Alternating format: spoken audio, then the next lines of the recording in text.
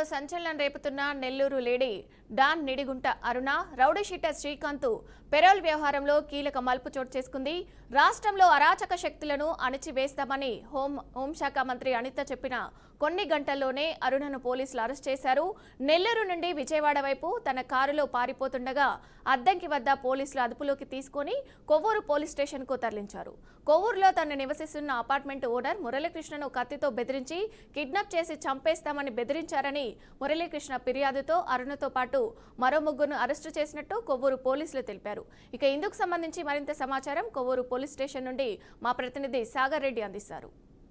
నెల్లూరు జిల్లా కేంద్రంగా నిడిగుంట అరుణ అలాగే రౌడీ షీటర్ శ్రీకాంత్ కేంద్ర బిందువుగా రాష్ట్ర వ్యాప్తంగా సంచలనం రేకెత్తించిన అనేక ఆరోపణల మీద పోలీసులు పరుగులు పెట్టారు. ముఖ్యంగా కూడా రాష్ట్ర హోంమంత్రి అనిత కూడా నిన్న సాయంత్రం మాట్లాడుతూ స్పందించారు.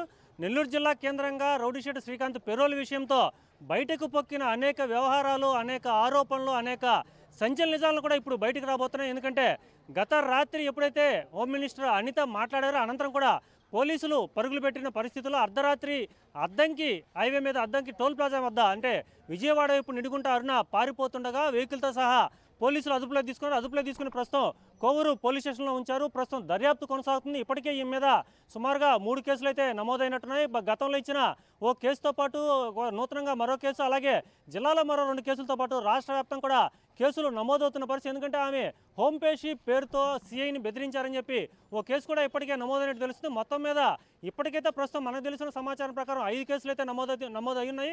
మిగతా కేసులు కూడా నమోదయ్యే పరిస్థితుంది.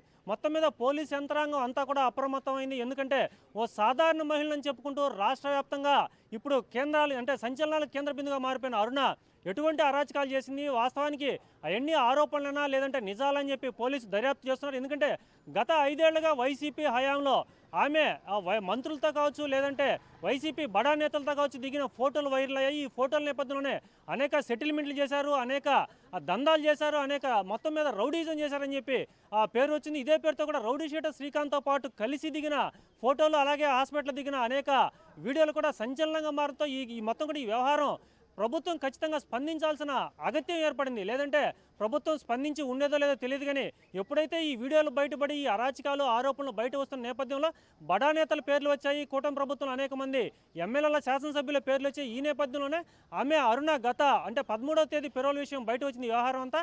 సో రోజుకి కూడా ఎపిసోడ్ తరహాలో అనేక టీవీ ఛానళ్ళు కావచ్చు, మాధ్యమాలు కావచ్చు మాట్లాడుతూ ఉండడం, అనేక మంది పేర్లు చెప్తూ ఉండడం. నిన్న ఒక పోస్ట్ చేశారు ఫేస్బుక్ వేదికగా, తాను నోరు విప్తే అనేక మంది పేర్లు బయట వస్తాయి, శ్రీకాంత్ చేత ఎవరైతే లబ్ధి చేకూరారో అందరూ కూడా ఎందుకు మౌనంగా ఉన్నారని ఒక పోస్ట్ ఇప్పుడు అరుణని లోపల పెట్టిందని చెప్పవచ్చు. ఎందుకంటే ఈమె మాట్లాడితే అనేక మంది పేర్లు వచ్చే అవకాశం ఉంది. కూడా ఇప్పటికే కూటమి ప్రభుత్వానికి చెడ్డ పేరు వచ్చే అవకాశం ఉండదు. హోంమంత్రి హడావిడిగా నిన్న ప్రెస్ మీట్ కూడా ఏర్పాటు జరిగింది. మొత్తం మీద అయితే ఇప్పుడు నిడుగుంట అరుణ మనం చూస్తున్నాం కొవ్వూరు పోలీస్ స్టేషన్లోనే దర్యాప్తులో ఉన్నారు.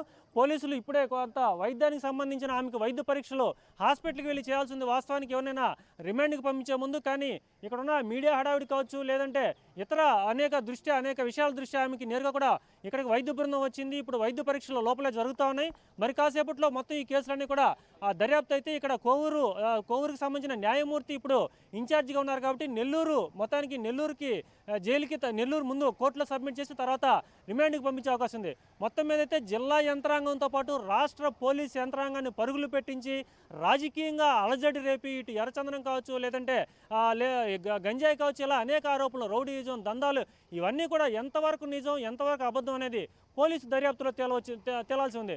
మొత్తం మీద అయితే అందరినీ పరుగులు పెట్టించిన అరుణ కేసులో కీలక మలుపు ఆమె అరెస్టు. సో మొత్తం మీద పోలీసులు ఎటువంటి నిజాలు బయట తీస్తారు, ఈ ఆరోపణలు అనేవి ఎంతవరకు ప్రూవ్ చేయగలుగుతారు ఇవన్నీ కూడా తెలియాల్సి ఉంది. ఇది ఇక్కడ తాజా పరిస్థితి.